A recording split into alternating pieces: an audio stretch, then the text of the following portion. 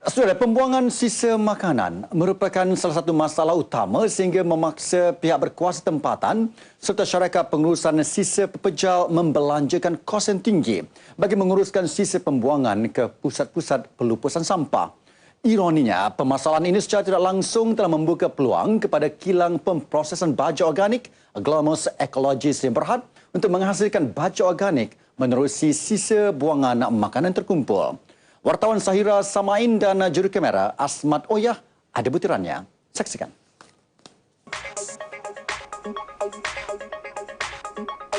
Kilang berkenaan yang terletak di Taman Perindustrian Kota Kinabalu KKIP mula beroperasi pada tahun 2010 dan merupakan kilang pemprosesan baja organik pertama di negeri ini.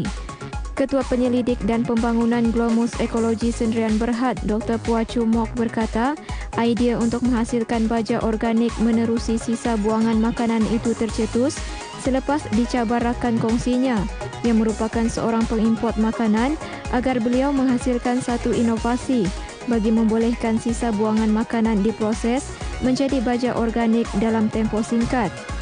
Selepas beberapa tahun melakukan penyelidikan, Dr. Puah yang berasal dari Singapura akhirnya berjaya menghasilkan inovasi menggunakan teknologi penghadaman termofilik bagi memproses sisa buangan makanan menjadi baja organik dalam tempoh 24 jam.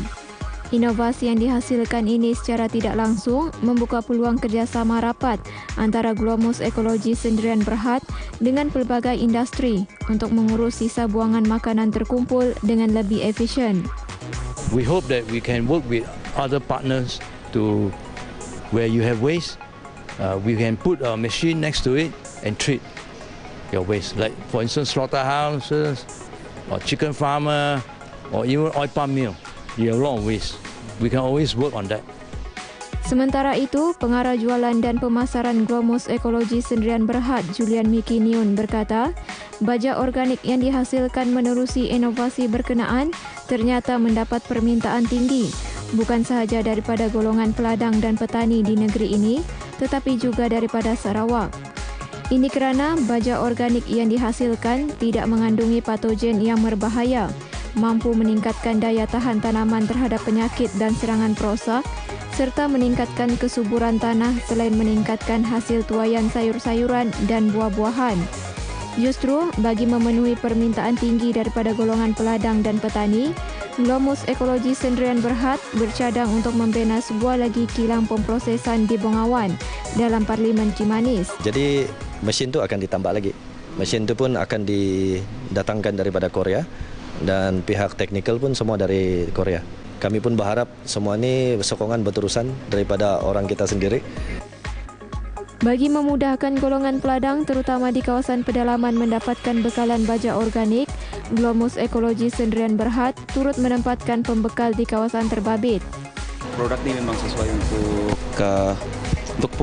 pekebun kecil khususnya di daerah Tamunan ataupun pedalaman sebab produk dia daripada organik, so safe untuk tanaman-tanaman seperti tanaman sayur dan tanaman buahan dan lagi murah. Baja ni sebenarnya lama sudah kami cari dan saya baru dapat tahu yang di Sabah pun kita menghasilkan baja organik.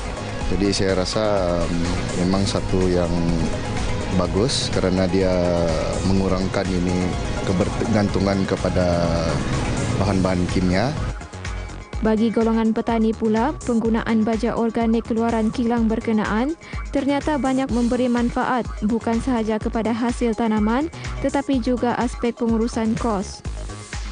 Pertumbuhan dia memang begitu singkat sekali kerana dia mempunyai teknologi yang tinggi dan juga saya senang menggunakan ini kerana kalau dipikirkan dengan harga dia juga berpatutan dengan harga kalau memakai racun kimia. Pada mulanya saya memang sudah cenderung membuat saya punya baja-baja sendiri sebelum ini, yaitu berunsurkan ini sisa-sisa daun kan.